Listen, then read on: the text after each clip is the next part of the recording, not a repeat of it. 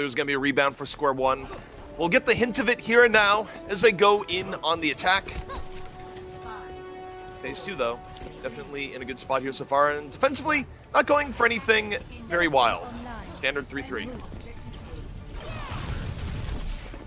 Not quite totally standard, I think. I think for square one that they're going to be looking to make some swaps with the scouts. They had Trisphere on the Symmetra and Hot Date on that Tracer to get that early pick and then use the teleporter coming and spawn.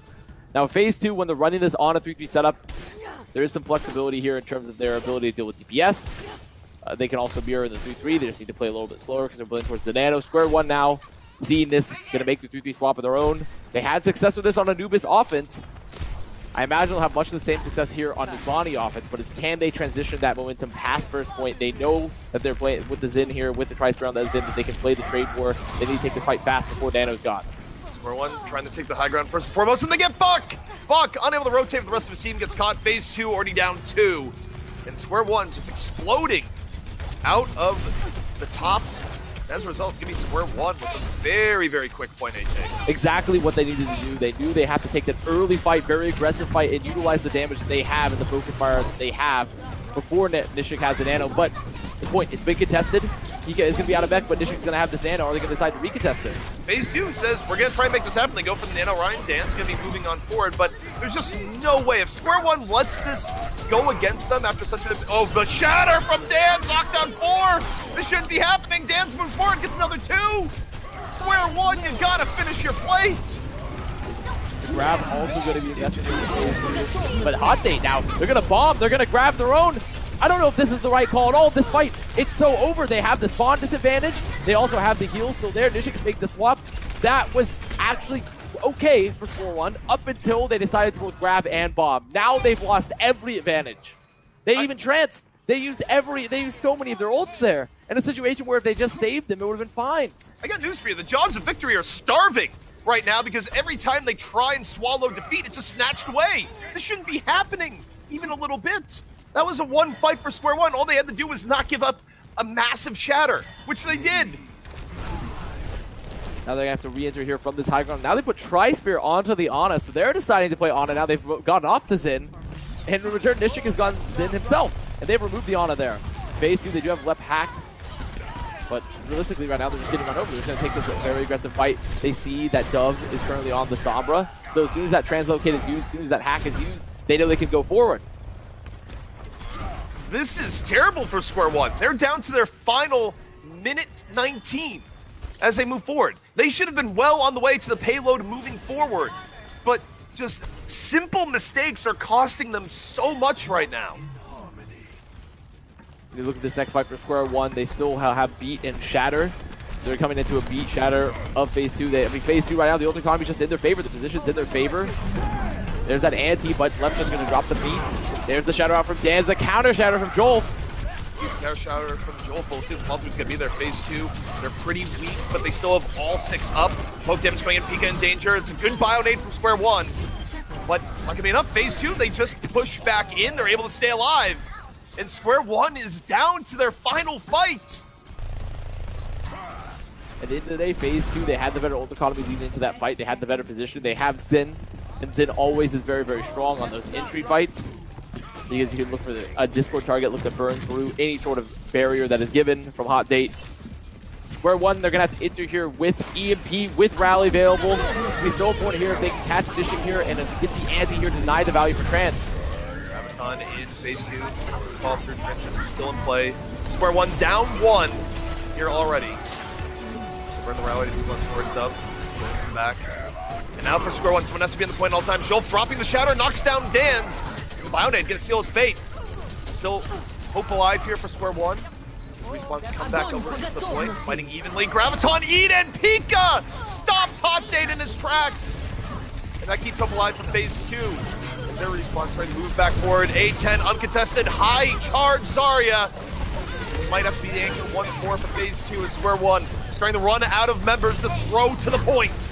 Dove is close to his EMP. Big Ol is giving them the rally. They're still in this fight. They're going to have to give it to it very soon. The beat has already been used for left. It catches everyone. This is actually going to be the recontest. It's going to be happening right here. There's no ult for phase 2. There's no members. Angelic taking matters into his own hands. The final EMP able to let Square One get point A, but that was a journey, far more so than it needed to be.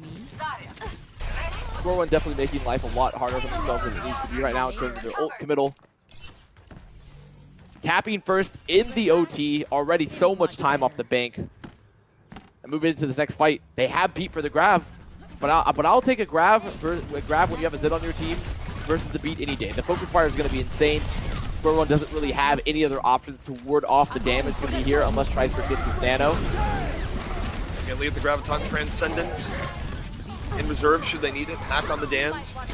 And they lose Buck. They lose Buck before Transcendence can be popped. Square One working off man advantage here. They drop the nail boost, but Dans again, a Mammoth Shatter the other way. Uses it to find the Zarya.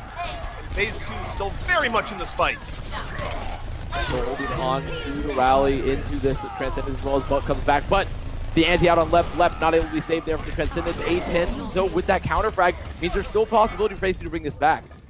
Dove getting decent damage into the back. Square One throwing Phase 2 to the side. Been able to salvage things after the shatter from Dan's. Dan's gonna fall on a final charge there. 53% to another shatter, but for Phase 2, that's also pretty decent delay. They get one more attempt here at point B, and should they win, it's gonna be very hard for Square One to bring this back. Also had to use their EMP in that fight in the tail end just to ensure they get the fight win, so no EMP for Square One. Moving to this next fight, Phase 2. They have grab, they're coming up, or they will have grab soon. They have bomb, they have rally, plenty of entry. They have to touch Phase point. 2. 1 meter, 53 to go, Phase 2. Able to get back into the defense. Dan's gonna tackle the land, the hack is gone, the rally's still in progress. Earth Shatter up, immediately drop, knocks down 2. Square One down to the floor. Monte's in trouble, Graviton can be invested. Wolf has Shatter, used under pressure, but 3 members already down. The bomb gonna seal the deal. And Phase 2 will reject Square One. Here at the apex of point B, Square One, they're gonna have to hurry for a final attempt. Last fight for Square One, and they're going to be walking into really just the double support ult for Phase 2. They have what they need to break this open. They'll have EMP, they'll have grab, the 2 most important ults in this Somber Goat setup for Square One in terms of cycling the ults, in terms of winning the fight. So they definitely have all the win conditions they need. They just have to set them up properly, whether it be the grab goes first, removes the beat, or the trance, and then you set up the EMP nade. They just need to set up these ult combos properly. Well, key number 1 here, don't let the Graviton be eaten. Hot Date has thrown a lot of grabs into the miss. Peek though, hack. There's a chance for a free grab here. If Hot Date lets the grab fly now, the hack is gone. Hot Date still hasn't grabbed through yet. Initiative could be early. Transcendence is up to for Square One. If you get a good grab, Dan's drop the shower, doesn't get anything. The question is, where is the grab going to be coming in from Hot Date? Goes onto the payload, it connects, it's not Eden, but a counter grab into Phase 2, and it's a much meatier grab! A follow through there from Phase 2, and Square One will be stopped here on point B. And I have to say, I'm seeing some very much some critical 1 rolls for initiative here. For Square One, these are just disastrous initiations in terms of, you had the right setup, you used one of your user EMP to get rid of the beat, you even forced the trance a little early before you grab, but you must grab.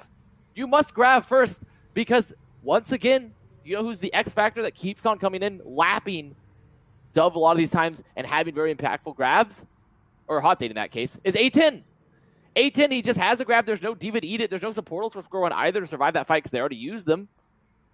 And they just get counter grab. I do think for Hot Date it is a more complicated equation, though, because Pika has devoured multiple grabs in the series here so far, and eventually you get to a point where Diva is just living in your head, rent-free. Yes, but once again, you're gonna have to evict them at some point. You're gonna have to realize that they're a tenant. You're the landlord. Get them out of there, and you must grab. You simply must grab, because otherwise you lose the fight. Well, you know what? Pika's a squatter. Pika's not getting out of there. Pika is going through the judicial system, and as a result, Hot Date is not finding good grabs right now. Square One, they are going to be held before even capping second. Phase 2 have a very clear win condition, and if they finish this out, if they get that cap, the series is over. It's going to be the 3-0 for Phase 2. We have to see heroic defense here for Square One. I don't think this is what Phase 2 is going to move out on, but this would truly be peak meta if we had 4 supports. Are we ready for the 4-2? 4-2 lock confirmed, huh? There it is. 4-2 lock confirmed. Wait. Pika's still in the Ana! I actually think think it's going to be just a scout. They were probably just looking for a sleep out the doors. Yeah. Pika now making the swap. So this is going to be 3-3 for Phase 2 versus the 3-3 for Square One, but with Tri-Spear on the Ana. So we're going to see this mirror matchup, but with just the varying flex support strategies here. Once again, Square One you should know how this match is going to work. You need to survive. You need to survive the initial rush and get the nano. FaZe2 right now just has to pick the high ground. Big All in real danger, might be about to fall and does! FaZe2 picking up Brigida on the other side, and A10 going to town, charged up. And this is far more decisive for FaZe2 than it was for Square One. Even though Square One did have a good entry of their own on their own attack, FaZe2's been a lot better about finishing up fights properly. Riser now going to make the swap over to Zen, and you look at Square One, and they know the composition they're playing. They know the comp that FaZe2 is playing. If you're going to survive the initial rush, you need to save all of your cooldowns for that rush. But they're not. They're not saving their cooldowns. They've actually used some of them previously. They're not being effective. They're not backing up and giving space when they're playing the Ana. So they give up first extremely quickly. Almost 5.5 minutes here in the Big for FaZe2 already. They built up towards 3 of their ults. They're going to be coming up on 4 soon. That's going to take this fight on the corner. They need to take a lot of fights here, ZP, to build up some ults. Shatter in from Dan's, not going to connect with anything, but Square One still under pressure. FaZe2 trying to move forward, and Transcendence is late. Not in time to save the Reinhardt in the least. Also, still finding Dove on the other side, and FaZe2 says, we think we can win this fight. We don't need a Reinhardt. Big All in danger, going to fall, and FaZe2 piling on. Even with the early Ryan pick, it's not enough for Square One. FaZe2 did have to invest a lot of ults in that fight, though. They used Shatter, Grav, and Transcendence along with the Rally. So Square One, they could re-enter here, use their Rally and the Bomb if they want. If I'm FaZe2, I actually don't want to save any. I don't want to save the Bomb here. I just want to commit it. I want to commit it to see if I can finish it up, if I can get the cap here right now, very early. We've already seen the self-bubble used for Dove. Square One are going to have to enter here into this Bomb. FaZe2 opening with the Bomb. They get the Shatter down early. The Shatters from Jolt is a pretty good one, results in 1 pick off immediately. Dan's gonna fall, but Square One, this is real dangerous. They have the best good ultimates here. They still have to delay on second point Nabani for 4 minutes. That's usually an L. They have to invest 3 ults as well for holding on 4 minutes. It's not just the time bank, it's the fact that if you're going to be doing this, you have to have perfect ult economy. You can't be overusing ults. And that was a lot of ults used for Square One because they feared they weren't going to be able to touch the point. They were afraid that they were going to be able to C9 or not be able to cap there. And for FaZe2, it's time to eco push. It is time to just full eco push, remove ults from Square One, build up your own, and just wait and wait and wait till the perfect fight. FaZe2, they have so much time that, as you say, they can just wait. They can go forward, drain some extra ults as Square One, build some ults of their own. Time is completely on their side. The worst thing they could do here would be to grab Transcend and then not win as a result when simply they have the luxury to hang on and really dictate their own destiny here in what is an incredibly hard area for defenders to hold. So we're going to have a pause coming out. We don't know who's paused. We don't know what the reasons may be, but there is a pause nonetheless. And for Square One, they should definitely be taking this time to think about how are we possibly going to hold this point? Because for FaZe2, it's easy. It's just we're going to push until we have a perfect condition, until we have a perfect win condition, because Square One at some point are going to be forced to use ults unless they play this absolutely pixel perfect in terms of a defense. So all the pressure is really off for FaZe2. What would be necessary really for Square One is, and I don't really think their composition even supports it unless Zarya is just popping off while supercharged, is they would need to continually get staggers. They would need to get early pickoffs and basically win free fights without having fights. Easier said than done on the Nabani second. Not that it hasn't been done, it certainly has, but it is a terrible position to be in. And don't forget, this is a series on the line right now and very likely playoff chances as well. So the stakes for Square One, incredibly high right now. And I can really agree with all that assessment. I mean, it's just the staggers, the ult economy, everything here, it's going to have to be ideal. Yeah. It's going to be perfectly ideal for Square One. They have to find a lot of value where sometimes there's not really a lot of value to be found. They're going to have to essentially wring blood from a stone a lot of these times from how they use their ult economy and push these staggers. And that's still entirely contingent on FaZe2 just not having a really good fight. FaZe2 could just have a really good fight, and because they have to hold second, it's just over. It's a pretty grim position to be in, although, just thinking about analogies now, because we are waiting for the teams to get back in and ready. Not quite sure who disconnected. The old adage, blood from a stone. You think about it, it's like, okay, you can't get blood from a stone, but where was that even said to begin with? Minecraft, really? Yeah, it was from Minecraft. Little did you know that almost all sayings were invented in Minecraft at the turn of the, when was Minecraft released again? I have no idea. I want to say it's like 2008. Definitely, it was released after these sayings were made, so you just have to assume that time travel was involved at some point. We never knew. That's where most stone-related adages, sayings came from Minecraft. Well, for now, as we idle and wait, I have to say, it's a good omen for Phase 2 that they've been playing well enough to punish Square One here, but Square One essentially giving a good amount of this away thus far. I think this performance versus Square One, especially considering they have taken it, granted, it is an upset win, and they do happen regardless of the strength of a team versus Sky Foxes. I think for Phase 2, if they do win this series this handily, if they complete this map and already get the 3-0, so then the series is over, it is definitely a good omen for them moving forward. For Square One, if they manage to reverse sweep it, I think it's the inverse, because Phase 2 is definitely not by any means so far shown as one of the stronger teams in the group, and they've had to struggle incredibly hard versus this squad, so they still have to have a lot to improve on. While Phase 2, if they're sweeping the series this hard, it, if anything, shows an arc of improvement and potentially move steadily upward for them. Really does, and realistically speaking, for Square One, is that if they were able to reverse sweep the series, that would be insane. Specifically because of where they are right now in Nabani. It's not like, oh, okay, they came back in Nabani, they're doing strong. No, they're about to lose. If you were to run it through statistical analysis here and go, what are the odds that Square One brings us back? You're talking probably sub 2%. And I'm being generous. I see the equation. 2%. I see the equations in front of me right now. Sub 2%. I've done the calculator, math. huh? Yeah, in my mind, I just see all sorts of equations. I'm actually very smart right now. Very smart. It's not at all an arbitrary value that we have selected here as sub 2%. I've just evaluated my own intelligence that way. You know, I've checked it out. We call it the ZP factor. Yeah. You know, if there's one thing NA is incredibly good at, it's math. That's very true. It's got a ZP factor of 0.02 right there. That's a 2%. That's a 2% ZP factor in terms of winning this fight for the upcoming Square One. And there's one thing I'm also really well known for in the last 2 weeks: accurate predictions. That's also true. Yeah. Not at all like myself, whose predictions are also 100% accurate. Yours, I would say, 98% accurate, minus 0.02 ZP factor. Clearly. Minus a 0.02 ZP factor, but I would say our predictions still, very, very good overall. Yeah, absolutely. I mean, we're never wrong. You can't point to any instance, especially not when watching the Overwatch League, of us saying anything inaccurate. It's extremely true. It's extremely true. And I would say this would carry on forward into this matchup here versus Square One and Phase 2. We are still waiting for them to get back in. Obviously, some technical problems being had there. So I imagine that they'll be ready very, very soon. Maybe a little bit of a tactical pause included with that as well, because I imagine when you have a technical issue pop up, as someone that's been in that situation before, you definitely could take advantage of it a little bit in terms of, okay, let's regain our composure. Let's talk about what our situation is a little bit and plan it out, because we might as well, because we have the break that's currently afforded to us.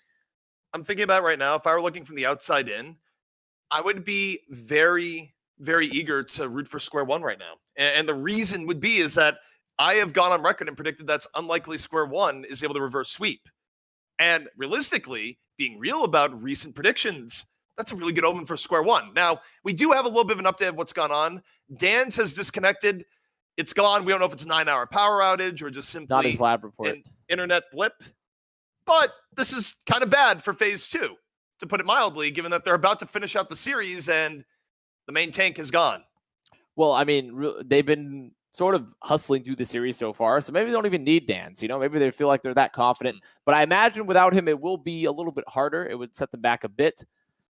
Square One, they're probably licking their chops, but they're saying, thank you that Dan's is DC'd. We have a chance to bring it back. But it's still a very tough hill to climb, a very steep hill to climb in terms of the ult economy and the level of play been seen, because it's moving just beyond the compositions and the swaps and the ults. It's simply just the fact that Phase 2 have looked like a way better team.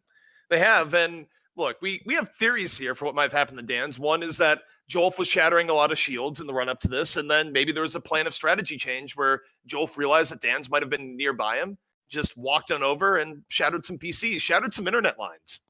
That's what actually happened. Shattered some internet lines. Yeah, that's how it works. Lines shatter. The lines are shattered. That's right. The lines are directly shattered. I believe I think for them that it's probably a little bit different than that. Probably not some internet shattering that's happening there for either of those squads. You're saying the internet is not a series of tubes? No, it is not. It's not a series of tubes. It's not a big truck? It's just, apparently I've been led to believe it's far different than that from what I've seen of it so far. So I'm still waiting for Dan's to get back in. Hopefully he can fix out his internet and recover whatever problems are had there. Because phase 2, they would like to win this series in a timely manner. They would like to also finish out and not lose their momentum entirely, because momentum is very important in terms of your confidence levels, in terms of how the enemy's feeling, because it's not just about yourself personally, it's how you've made the enemy team's atmosphere and their team atmosphere feel. And if they slow it down enough because of this DC, then there's a real chance that Square One could regain composure. It's possible. I've seen it happen. It very much is possible. And also going into this, the worst case scenario where Dan's just gone, well, what do you do on this map here? First off, you have to wonder, okay, phase 2, do you even have a sub? This is where, all right, I realize coaches and analysts that might not even be playing the game super actively, would you like to log in? And that's the sort of situation you look at here, where it's rare to have this much of a DC and also potentially not have a replacement on staff. But who knows where phase 2 is at right now? And really, that's just what we're speculating on. What are they going to do if Dan's is unable to get back into the game? Sort of a nightmare, quick nightmare scenario for them, because I definitely know if I was in that position, I would be like, please no, please, none of my staff play the game. Please, please no, please don't have that happen. So I imagine they're very much hoping for Dan. They're messaging him through whatever apps they may have, unless he's truly down in all technology. We're going to take a look at some replays here real quick. You know, that's a hidden value for Envy. We were talking about this the other day. The hidden secret sub for Envy, if things really get bad, Tailspin is available. He's on the roster. Yes, but as long as if it's Pharah, then I'd be like, absolutely, give me that Tailspin, Pharah, bring it back. If you want him to stand in for perhaps main tank, which is what Dan's case, I'd be like, maybe not the Tailspin main tank. Believe it or not, Tailspin has a pretty good main tank. The part I would not want him to sub in on would probably be support or Diva or otherwise. Like, there was a world in very early Overwatch where Tailspin is like, all right, I'm going to become main tank. He's like, nah, I'm going to stick to Pharah. Different universe, perhaps being stuck there, but who knows? Of course, this is what we've seen a lot of in the series, where phase 2, they bullied the high ground on the defense, they bullied on the attack, they just kind of bullied. A lot of bullying overall. And for phase 2, I think that they're currently still just waiting for Dan's to come back. They're hoping, because as of right now, we've heard no news of Dan's. We don't know where he could be, what could be happening on his end. Which would be a shame, because as we've seen from these replays right here, Dan's, he's been an integral factor. He's had some good shatters. He's definitely leading the aggression. He hasn't hasn't over-aggressed either. Hasn't really been feeding. It's been a very solid play from Dan's in the series. Well, we have gotten an update. Set your clocks to this, and really, we're a little bit slow in giving this update, so it's closer to 4 minutes rather than 5. But in about 4 minutes, if Dan's is not back in, the match will be resumed, and phase 2 will be fighting 5-on-6. Which is not a good situation. But on the same note, there is the potential for a bit of embarrassment on the other side for Square One, where you don't lose. You don't let me close out 5v6. And the reality is, it's actually extremely possible, because the situation still says that phase 2 has an incredible amount of time with his offense to pause with the DC. They have plenty of time to eco push and build up 6 ults, even if, or not 6 ults, but 5 ults now, if Dan's are not to be in the game. And a 5 ult fight for phase 2, especially when they know they're down a player and they can play more recklessly and force ults on the Square One, it is still extremely possible due to the win conditions here, due to the scenario. Even though this is a very favorable outcome for Square One, obviously unplanned and not something that either team would want to have, there is a weird world where this just booms Square One even harder. Because there is a world now where phase 2 does well enough to win 5v6 to finish out Nabani, which gives them the series, and then they go, okay, we forfeit final map. If I'm Square One, I'm logging out for the day, I'm getting off social media, I'm gonna go watch some TV, I'm gonna relax. You're dropping the Sum Smash, huh? You're just like, hey guys, going offline. Yeah, pretty much. You're dropping that one. And honestly, that would be perfectly reasonable. Losing 5v6 after waiting, what, is going to be like 8-9 minutes for a pause too, just to lose 5v6, would be morale crushing. When you wait to lose to 5 players, that's really the worst type of experience you could ask for. Now, on the flip side here, I do wonder what phase 2 has to do, where it'd be one thing to go, okay, we don't have 6, we'll forfeit final map.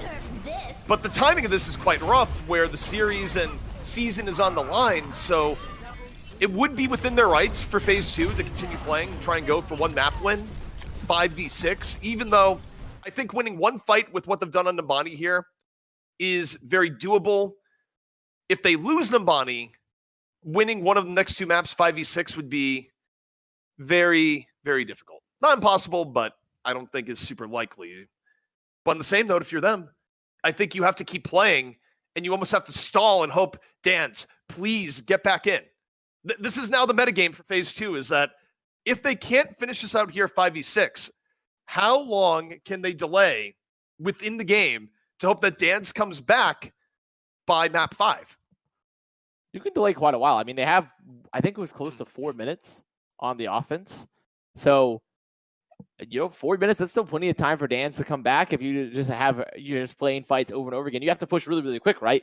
You just keep fighting, you keep taking fights, because as long as you increase the number of fights that you have during that time, then you're still maximizing your time, but also opening up the possibility of maybe seeing a crack in the square one armor there, looking for something that you can take advantage of. But for them, the goal here is if they're going to have to make do without Dan's, then that's the reality. It's just taking as many fights as possible within that time bank. Yeah, I'm thinking about it right now. The path forward for phase 2, if they don't win Nambani, and they need to keep playing, is that they almost essentially have to treat map 4 as a delay map. They need to delay and hope that somehow, some way, Dan's internet comes back on. Dan's fixes his PC. We don't know the nature of what had happened in the least, but it looks like we are getting into the game. I'm not sure if Dan's is back or not. I suppose we're about to find out. We're about to find out if Dan's has returned, or if we're about to see the legendary 5v6, 4 minutes on the bank offense of watching the 5v6 smash into the enemy team for quite a while. It's definitely still possible. But we just have to see once we get back in game, because apparently we are going back very soon. Is it wrong that there's a part of me that's going to be disappointed if Dan's is back in? Where that is the best case scenario for a competitive integrity, but here we go!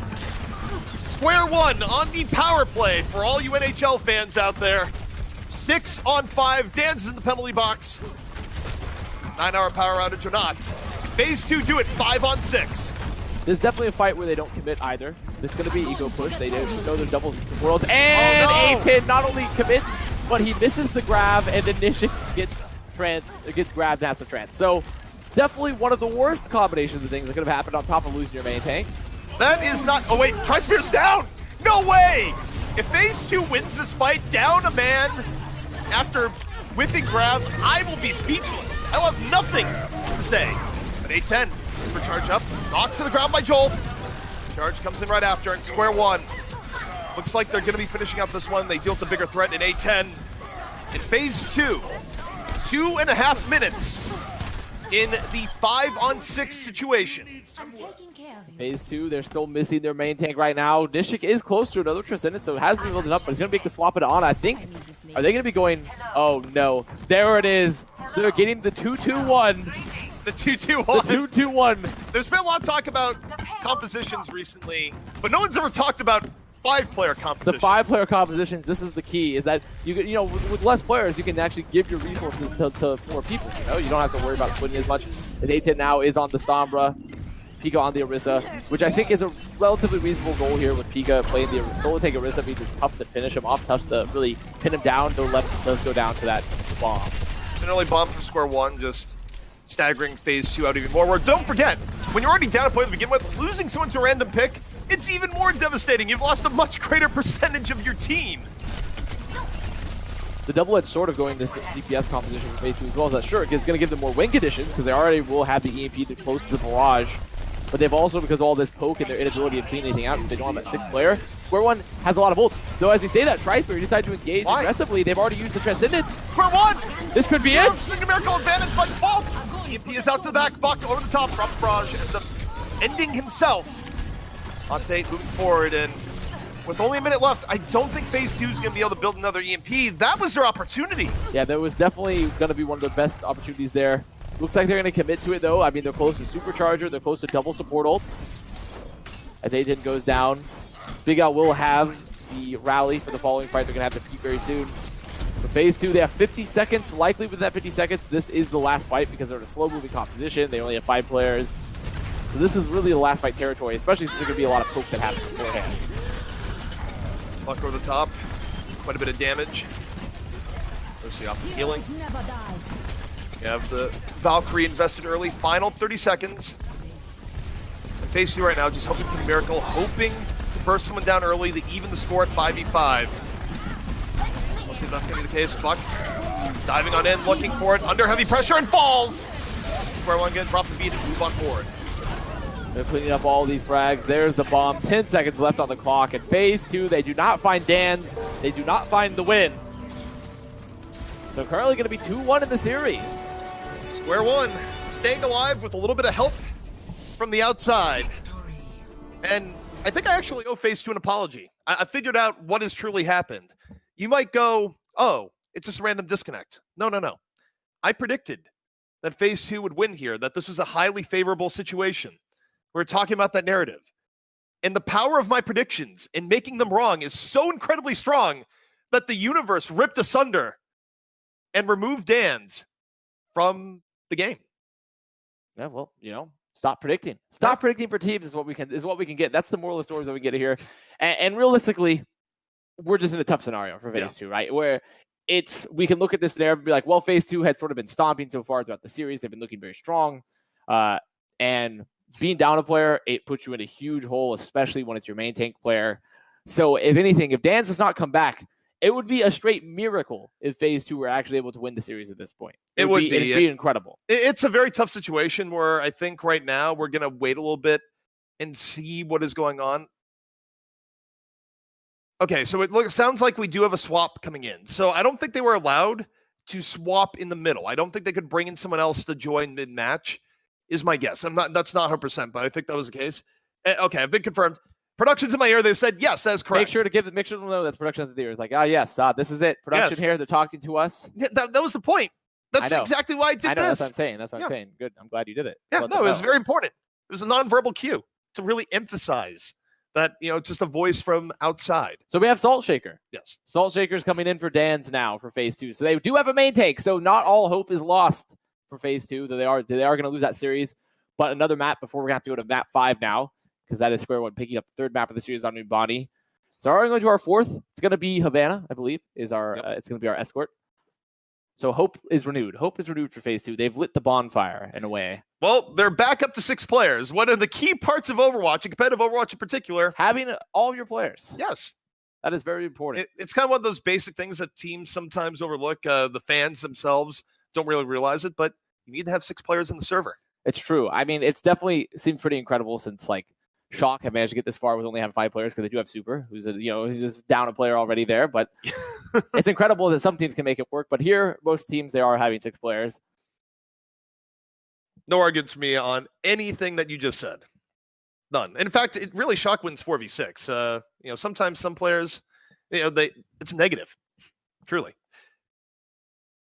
So it is Havana as our escort for our 4th map. A potential for Square One to bring it back here against what is now a sub-main tank for phase 2 since Dan's is gone. They do have Salt Shaker. So we'll just have to see how phase 2 performs with this sub in. I have no idea what to expect from this point out, where obviously phase 2 is dominating in the series from this point out. But now you've had to swap your main tank, and Dan's is playing really well. And do you know anything about Salt Shaker? He's what we like to call a main tank ranked player that we've seen in an A. He's been playing a lot of ranked for a long time. He's sort of notorious there. Started out as an Orisa player. A lot of those times, a lot of Orisa. Salt Shaker is sort of referring to the Orisa shape sometimes, as someone would say. But it's going to be on Reinhardt here. So phase 2 rolling out on their 3-3 versus the Square One Sombra Goats with Dove on that Sombra already finding Dove early. Buck finding the bash. That's fortunate for Square One. Big advantage of phase 2 here early. And I think if you're Salt Shaker, you just play a little bit more defensive here. Just don't make any mistakes. The rest of phase 2 play their game. And let me really tell you, that's not how Salt Shaker plays. Salt Shaker does not play defensive. Oh. You know this for a fact. I do know this. All right. Well, maybe just act as the wild card. Just do what Fisher did when Fisher subbed as main tank for Envy. Just be so unpredictable. The other team has no idea what's happening. Well, by the way, this is the second time this is happening to Jolf. Jolf got boomed by Fisher, and now an unknown main tank has joined the fray. That's true. That is true. This is the second time. But good, this time Salt Shaker is actually a main tank player. Yes. Not actually a defense player. Salt Shaker goes for the YOLO charge there in the back. He's going to pick up, but Jolf goes down in return. And for phase 2, they have the ult advantage. Dove is still on Sombra, so the booster fight is much more favored for phase 2 right now. Phase 2, rolling along. A10, charged up. Graviton is ready. They're looking to grab. There's no D.Va to eat it. There's no D.Va to eat this. They still don't have an defensive ult. And already Dove is down. Dove had the fight early, and A10 Biding time, drops a Graviton. Big All gets a shield, but still alive somehow. Phase 2 having to use Transcendence, a Graviton engage, not quite as good as they would have liked. Going back over to the fray. Moving on in, goes for the charge. Down he goes, the bomb to the back. Phase 2, about to get point A. This has been a pretty reasonable push so far. Salt Shaker though, a little bit far forward, ends up falling. Square one, they're not necessarily having it yet. Hot Date builds up the ground midway through. Gonna invest the Graviton, but it's unclear exactly what it's got. They weren't able to get anything. They get through. They couldn't find any of the frags. Dove, he has the EMP, but he wasn't there to really commit. He didn't want to commit in that fight. And Phase 2, despite what is an incredibly messy offense, at the end of the day, their focus fire was much stronger. They have the benefit of it being much stronger there in the neutral fight as well, while Dove is on the Sombra. And they're moving forward into second. Lep, though, slept. Can they keep Lep alive? You see, he's right in front of the enemy team. He has the orb. Oh, the bubble there. They don't get him. Oh, again, they end up just feeding energy the other way. So, Phase 2, still in the middle of their attack. 4 minutes left. A pretty impressive time so far here on Nirvana.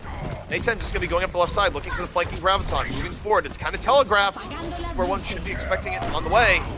EMP going to be used by Square one to set things up. Salt Shaker down immediately. EMP striking the backline enough that Phase 2 should be backing out.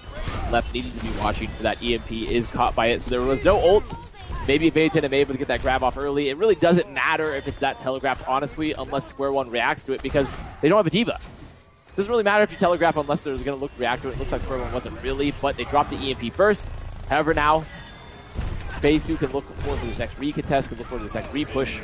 They will have grab. They know there's no EMP, so they're still going to be able to save both their support ults here for whatever ults come up for Square one as they look for this grab on the corner. Graviton in first from A10, answered by the barrier by Square one.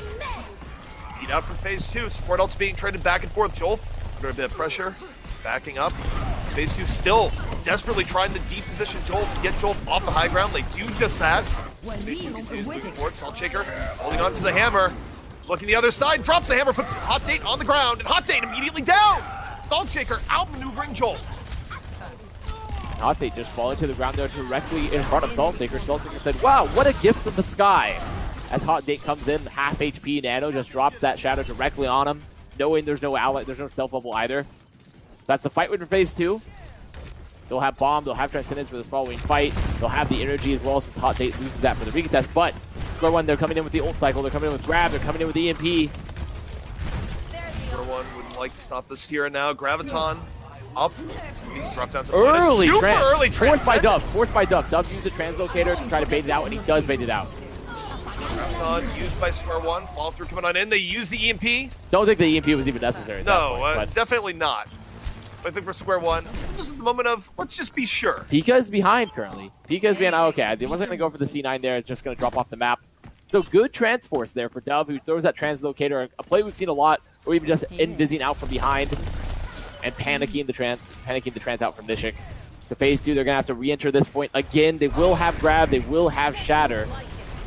Square one don't really have a lot of ults for this following fight. They don't have either of their two fight winners with the EMP or the grab. They are coming up on the Nano, though. So they will have something, as long as Jolf is the one that's still on top by grab here.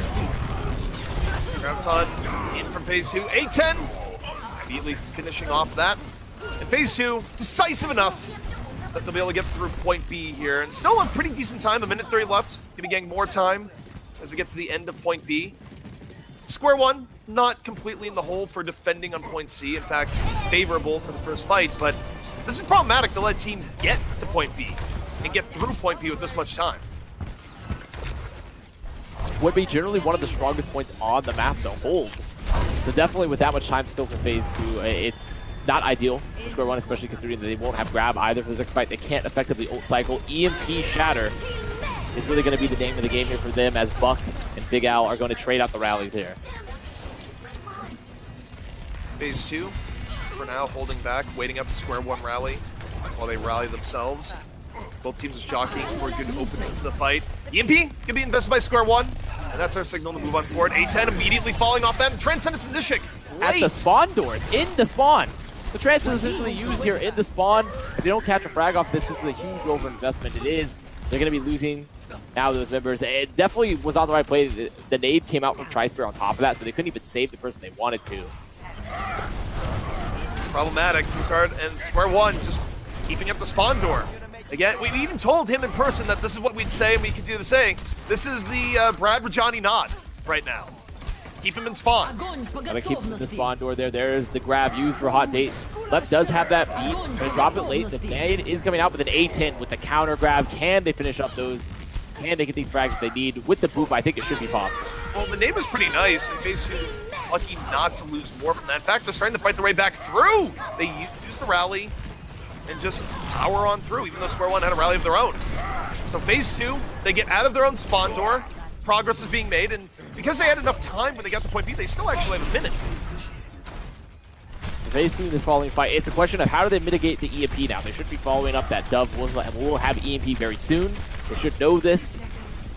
They're going to have some sort of ult to make sure they don't get. Nishik needs to be far back. He can't get caught. He's close to the Transcendence. Pika as well. I think the bomb is going to be crucial in peeling for the team to deny the follow-up here. Not everyone can get caught by Dove's EMP. This is one of the better points of the game for an aggressive bomb. They're so together. They're not split at all. I'm Pika. I let this go, and there we go. He hides from the EMP, drops the bomb, and gets the Sombra. That was well played by Pika. Used the bomb as a defensive tool to deal with the EMP, and now phase 2 in such a good position. The EMP is drained. Square One is down 1 outright. Dove should actually be swapping this over here, staying on it is a mistake. Nano, and on the Jolt, Salt Shaker goes in deep. Transcendence. Phase 2 as they stay in. Now both teams still on it. Salt Shaker a little bit in danger, gets pinned the other way. Jolt catches him. Shield gonna be in progress. Salt Shaker a little bit danger, shattered to the ground and out. The Square One desperately tries to hold in, and the Graviton is ready. Graviton's ready. Last fight. Hot Date's gonna go right, but eaten by Pika. Pika's been all over Hot Date or Dove. Whoever's been on that Dari roll. Then 18 gonna drop the counter of his own, but can they clean it up? They're so healthy. Big Al's dropping the rally. Danger when you don't have the Reinhardt. The Reinhardt fell. The fall wasn't necessarily there immediately, but Buck off the outskirts still finished up the Zarya. Another EMP in from Dove. He's actually able to build it. The fight has gone long enough. The Sang on Sombra ends up working out. But yet, it's not enough to win the fight. Phase 2 still swarming around. Salt Shaker goes a little bit deep, gets isolated as Tracer. There's a bit of a scrap fight right now. Transcendence in, phase 2. Looking for it. The Bionade's out. They're being able to be healed back up. But with that final pickup from Tri-Spear, now things get real dangerous for phase 2. Pika's about to bomb over the top here. There's no barriers for Square One other than Big Al's rally, or not rally, but shield. A10 managing to find him when his shield breaks. The beat is committed. Can they finish up these frag on point though for Square One? Can they stop the snowball? Square One, they have the numerical advantage. Phase 2 takes them a really long time to get back over the point. Joel, final spinning to hold it off, but for phase 2, this is immensely winnable. You suffer a huge blow, you're down your usual main tank. You essentially lose a map entirely because of that, where you look at the final fights, pretty likely that phase 2 was going to take things on Nabani if Dan was able to stay in. But for Havana, with the stand-in, this still isn't bad. Salt Shaker actually had a very reasonable performance, I think, for phase 2. I think he was aggressive where he needed to be aggressive. Definitely clear that he isn't their main tank player at times in terms of how they're playing around him and how aggressive, overly aggressive he's being at times. But a solid standard so far. And Havana last is hard to cap. It's very hard to cap if you don't have a lot of momentum moving in and if you trade any picks. So Square One do stop the push there on that last. But phase 2, they're probably going to hold here equally aggressively on the doors. I imagine they're probably going to channel some of this NA ranked energy and hold very aggressive on the doors. Some of just that unstoppable, uncontainable NA ranked energy. The one and only. So now for Square One, they have to find a way to break this hold. You see that phase 2, since they're on 3-3 with the Zen, they're going to be taking a lot of fights here. They want to be taking a lot of fights. Square One likely going to be putting Dove on the Sombra here. I imagine they're going to try to play the Sombra goats of their own. We'll just have to see how Square One want to implement it, how they want to take the fight. Phase 2, definitely going to be at spawn as predicted. Salt Shaker, just hoping that someone was heading out the door to start with. Ends up guessing the wrong door. Square One taking the longer, slower approach out the side. Phase 2, finding a good time, but now moving on forward, both teams trying out poke. Dove on the Bastion, by the way. I think trying to come in off the flank, took phase 2 off guard, and instead, Dove gonna fall. But phase 2, they eat a lot of damage as a result. Joel able to find 2, and I think the Bastion flank does work out. Square One have broken this hold here on the spawn. They're going to be finishing up these frags here. Taking them a while. but they've definitely broken the hold slowly but surely. But already, I think if you're FaZe 2, you can be happy about that. You can be happy because you burnt up time off the clock. Nishik is already 85%, 84%, I should say, to the trance. Dove now making the swap off the Bastions. They haven't built that EMP at all. So they're going to be fine to trade ults since they know that Dove will not really be that close to the EMP. It should be fine to commit the Transcendence in the next fight. They'll even be outbuilt Hot Date on the grab as well. So plenty of time to just commit and stay alive here for FaZe 2. Yeah, I mean, I think specifically the fact that Dove had to be on Bastion and couldn't build up EMP is a pretty big boon. FaZe 2 as they look to the next fight. Shouldn't be as much fear about EMP. Square one, already popping an early rally to start this fight. Bionade in and over. Nishik and Salt Shaker immediately down, and this is beautiful for Square One right now, because not only do they get the fight pretty much for free, they don't really have to invest much either. Great nade there for Trispear. Finding a lot of value on the Ana in this series, and even before this series, he's always been a relatively solid flex support player, even a squad that's been struggling. The question for FaZe 2 is, do they decide to have one more contest on this? And it's looking like, yes, they're going to rally in. Salt Shaker, he's in. He's going to get counter-pinned, but the rest of the team is there. Touching the cart. Salt Shaker just steps forward, drops the hammer, knocks all of Square One to the ground. And already Jolt out of it, beat forced out. As a result, Salt Shaker can't be stopped, just goes in deeper. He doesn't have an S key bound to his keyboard. Right now, FaZe 2 are going to be cleaning this up. Their health is much better, the position much better. Use the shadow, use the grab. A huge opening shadow there for Salt Shaker. Setting up the grab there as well. They just were not expecting that sort of aggressive of a shadow there with the 180 even. Salt Shaker definitely fresh from ladder. I saw that. Tactical crouching, middle of the street, after shattering the entire team. FaZe 2, they need to figure out how to mitigate the ult cycle that's coming up for Square One. Square One has EMP. They have grabbed the two important ults for their comp position. Lep and Nishik cannot both get caught by this EMP. They need to be split. Well, Pika generally been hiding when expecting EMP, where if the EMP doesn't hit Pika, Pika's going to respond to the EMP with bomb, and already uses the bomb in response to the grab. So that's a bit of a cover. Pika able to get back into mech. FaZe 2 still in it. Shatter, though, in from Jolt, puts Salt Shaker to the ground. Barrier from FaZe 2 still might keep them in the fight, and Pika, the counter fired, deals with Jolt, 5-on-5. Salt Shaker's about to have Shatter, too. If they can keep him alive, this could be a huge Shatter potential for Salt Shaker. Oh, Salt Shaker's down. The Bionade stopped from getting healed. It was well played by Trispear. Nano Boost going to be invested in Square One. Looking like they're about to do enough to get through point A, but it took them significantly more time than what it took FaZe 2. The best part of this fight win right now for Square One is not even capping first, so that is great, is that not all of FaZe 2 is going to be up just yet. They can't take these aggressive hold on second. So Square One has some time to get set up, get a little bit of poke for Dub for the EMP. But if I'm FaZe 2, I'm looking towards this next fight. I know I can just drop a free grab. I can drop a free grab, I can get the cleanup that I need, save the rest of my ults. Going for the high ground. Salt Shaker doesn't blink, just drops the shatter directly into the shield. Miss every shot you don't take. Graviton, though. Used from FaZe 2. They haven't finished up anything. Through. No, A10 is charged up. He finally gets the Brigida, but this has been anything but clean. A10, though, in on the flank. Not someone to ignore. Square One readjusting. They deal with A10.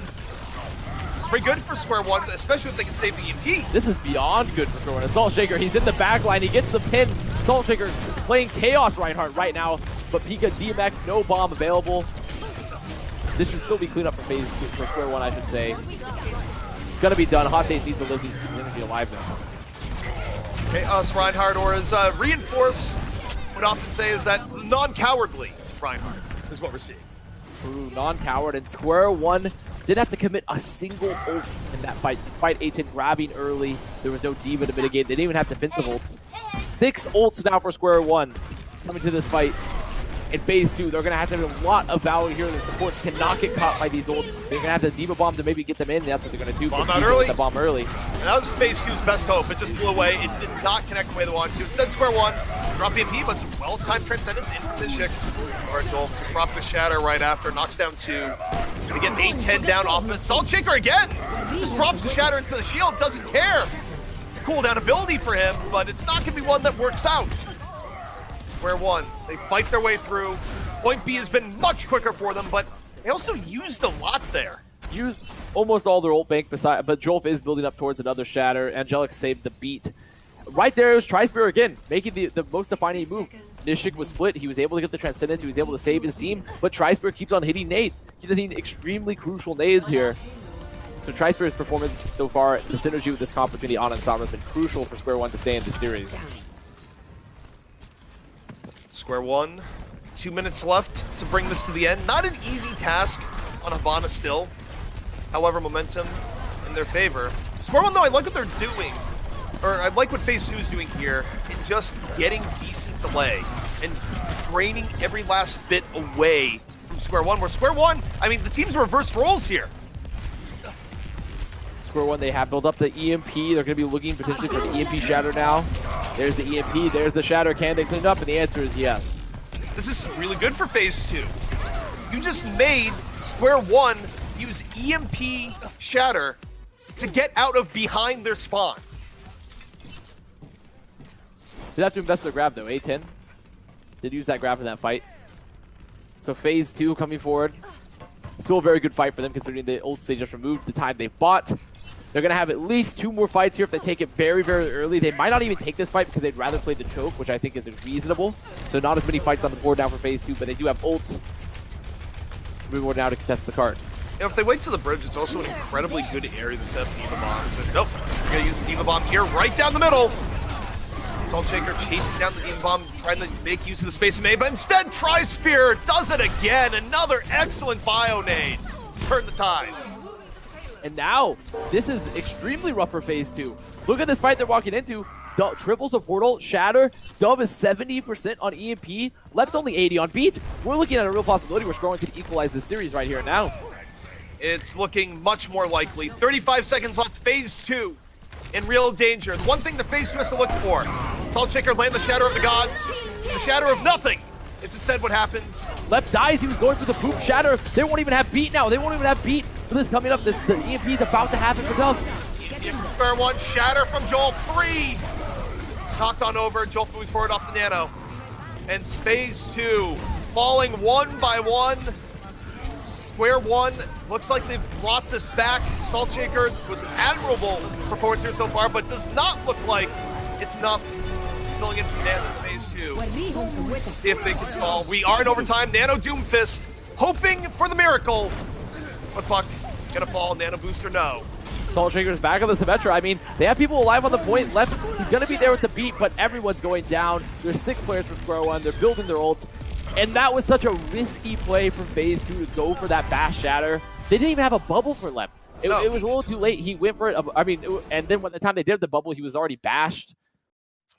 Risky. I think they could have played a little bit slower, but they felt like that was their only opening. Now we're going to a map 5. My only question here is that, did Phase 2 complete their real objective? Which wasn't winning the map, delaying long enough for Dan's to be back. I mean, I feel like we would have heard some news, but who knows, right? I don't know. I feel like this is about the time we'd hear news where production would be in the air, that have tapped again, even though we're not even on camera right now. We'll have to see. I mean, right now, I will say for Phase 2, they're definitely, it's showing that they're hurting. They're missing Dan's. Yes. Dan's, I think, is extremely crucial. He plays a different style than Saltshaker's playing. It's going to build more synergy within the team.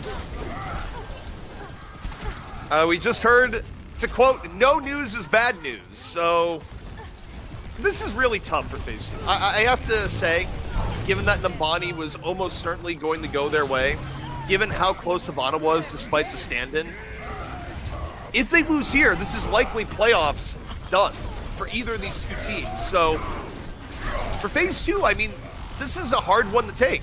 Should they lose map 5? It's not over. Should they lose map 5? Yes. Should they lose map 5? That is the key. And they did not lose control before, and we are going to be going back to control, but that was also with Dan's.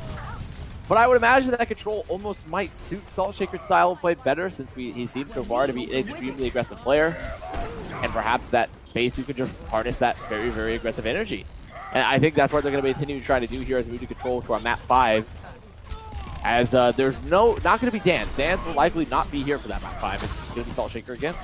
I think Phase 2 will try and delay as long as possible, where I'm not even sure if they have much delay time left, where I think the teams just have a bank of time they can call on, and they almost certainly used all of that time just sitting there hoping and praying that Dan's would be back in on Nambani, which of course didn't happen. They ended up losing Nambani down player. And right now I'm hearing the sounds of the map being loaded in, so... The answer is no. It's Salt Shaker all the way. It is Salt Shaker all the way now for phase 2. They have to ride or die. Ride or die on the Salt Shaker. We're going into Nepal as our 5th and final map for the series. Our control to finish it out, to finish our tiebreaker here. And Square One, they're probably rejoicing over these circumstances, but phase 2 are probably not too happy. If I'm phase 2, I am just reminding the entire team going, guys, we were crushing them prior to the drop. Don't focus about the player getting dropped. Focus on the fact that we are better than them. I'm not saying as a commentator they are or not. I'm just saying from the player perspective, you have to still be saying we're better than them. We got this. Even with the stand-in, we can still beat them. Meanwhile, from Square One, you are just pretty thankful at the circumstances, and you're thinking, please, just one more map. Let's keep our playoff hopes alive. So we're getting ready to roll out here on Nepal, our 5th and final map of the series. And like we talked about, this map, this series is crucial to both these teams because whoever loses is likely out of playoffs. Reaper! And A10 is on Reaper. They're running triple DPS set up here for phase 2 with the Reaper, with the Mei, with the Torb. So A10's goal is just going to be trying to pick a tank as they walk into them, as they try to walk past Salt Shaker and get these squishy backlines for phase 2. The swap that we mean when we see it in Overwatch League has arrived. The swap I mean regardless, because I would never like Reaper. But the suck, they actually bring Jolf over. They bring Jolf over the wall with the suck with Salt Shaker's halt, but they can't pick him off. They were so close. A10 just needed one more pellet to hit. Square One, running the Meteor composition. They get first control of the point. Phase 2, trying to find a world where this Reaper Mei Torbjorn composition. The Amplification Matrix and the Blizzard's about to be up. They're going to look for it. You see both used right now. There's the Matrix, there's the Blizzard, the Immortality filled out. And A10 breaks down Dove in the back. And they're winning this fight. Reaper's a good garbage man. He wins fights well when you're up in numbers. And phase 2 off the Blizzard initiation. Gonna recap. I really like, I have to say, I hate Reaper as a hero. I would never really, I don't like Reaper pick ever, realistically. But I like that they're running the Batiste with this setup rather than the Lucio, because the Batiste means that when Square One walks into you, you have a lot of options to survive that because of the extra healing, the Immortality field, and you're building the Amplification Matrix, which is great for this triple DPS setup, the solo tank.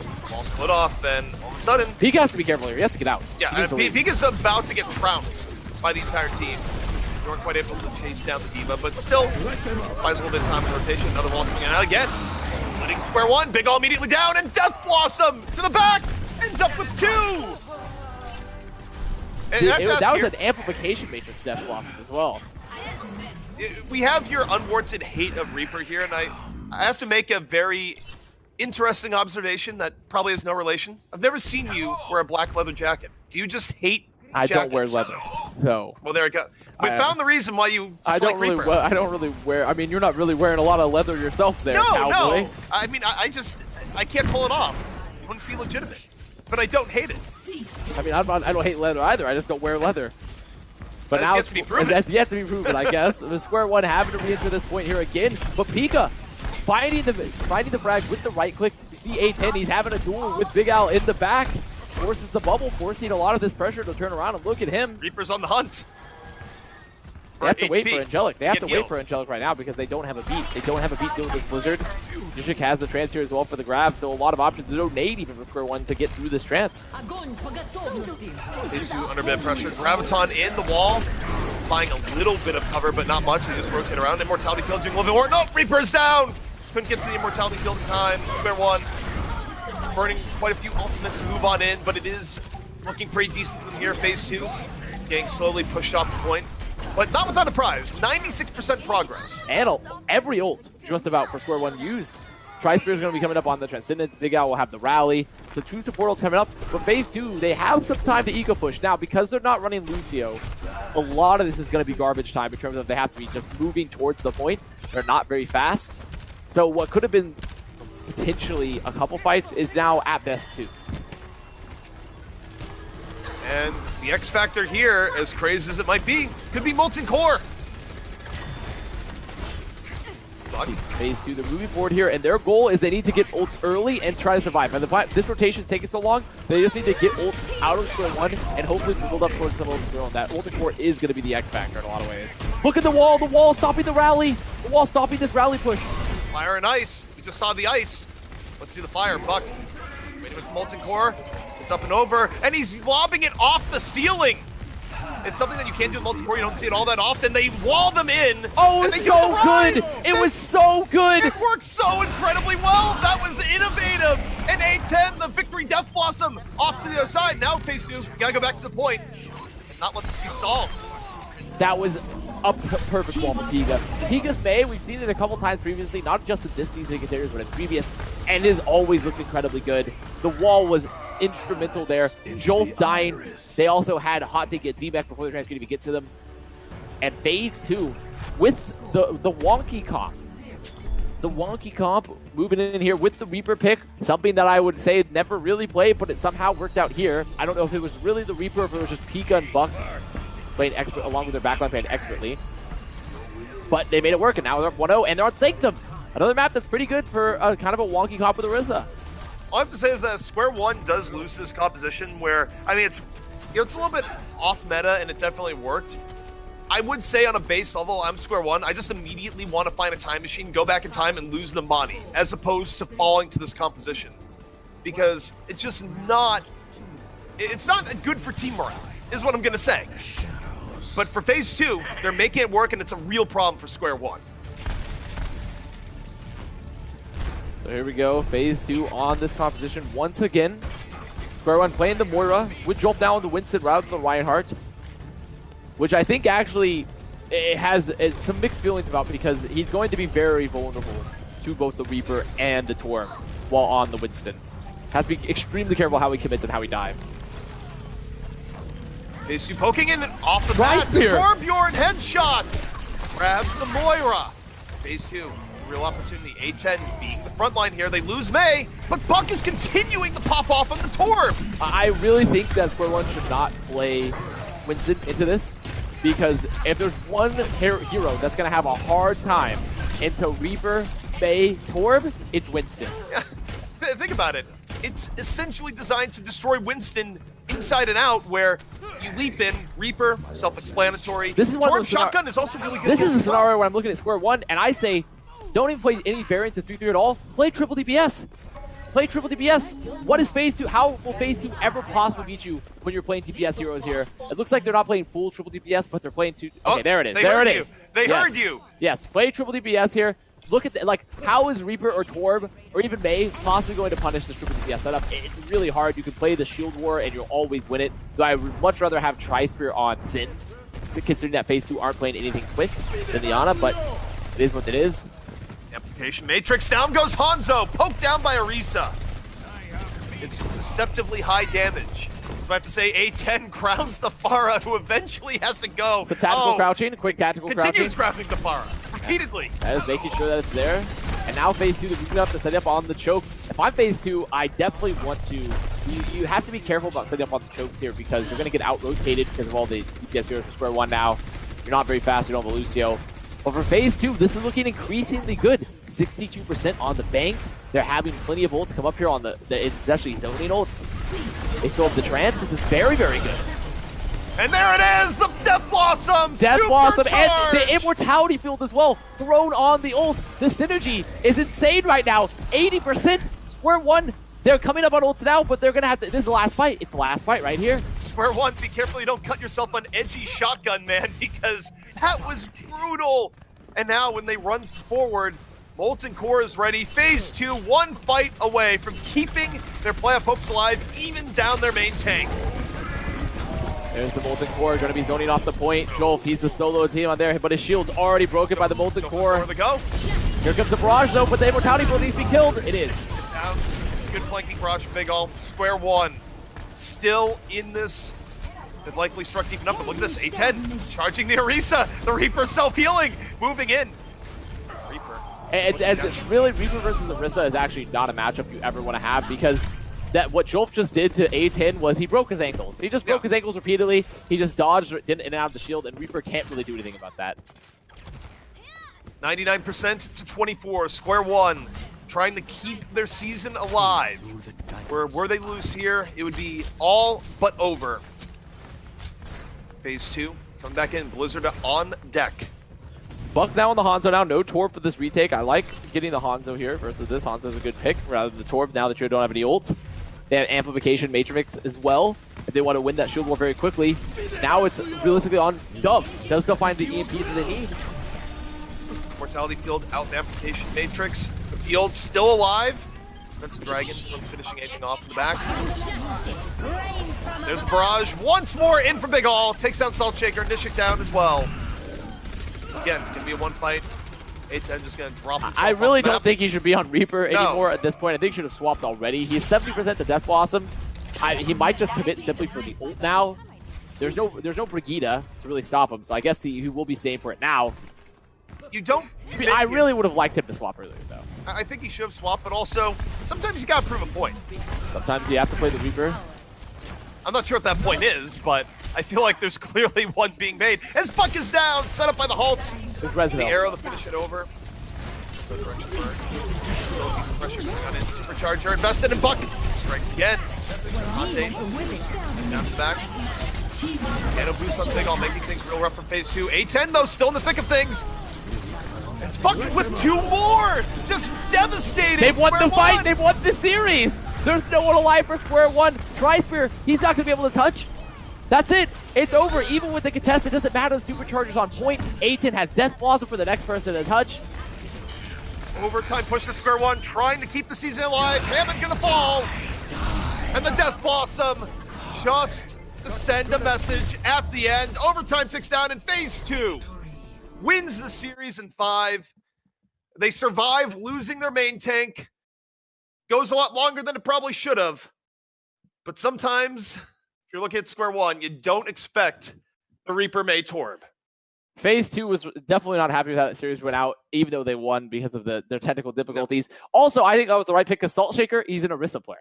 No. When he plays a ranked, he plays a lot of Orisa. It's not really, he's more of an evil toaster, sort of an Amon specialist, in a way. So definitely more his slant in terms of the heroes that he plays. So they worked around him very well. I really like the Batiste variant of that composition because it actually sort of makes the Reaper work for once because it makes it very hard to get the cleanup you need because you have to burn through the Immortality Field. You have the Amplification Matrix. So very, very good composition swap, honestly, for phase 2. I really like their innovation. Square One, though, have to be feeling a little defeated. Yes, I would put that mildly. Square One got a huge gift. It gave them Nabani essentially outright. It gave them a big edge on Havana. And then of all ways to lose on control, you get hit with an off-meta surprise and you fall to Reaper May Torb. I mean, realistically speaking, I think it just highlights the fact that Square One, they're a flawed team right now that has a lot of things to fix. And realistically speaking, they didn't have enough left in the tank to deal with what they got hit with. But guys, that is our 3rd series done and over with. When we come back, the final series of the day.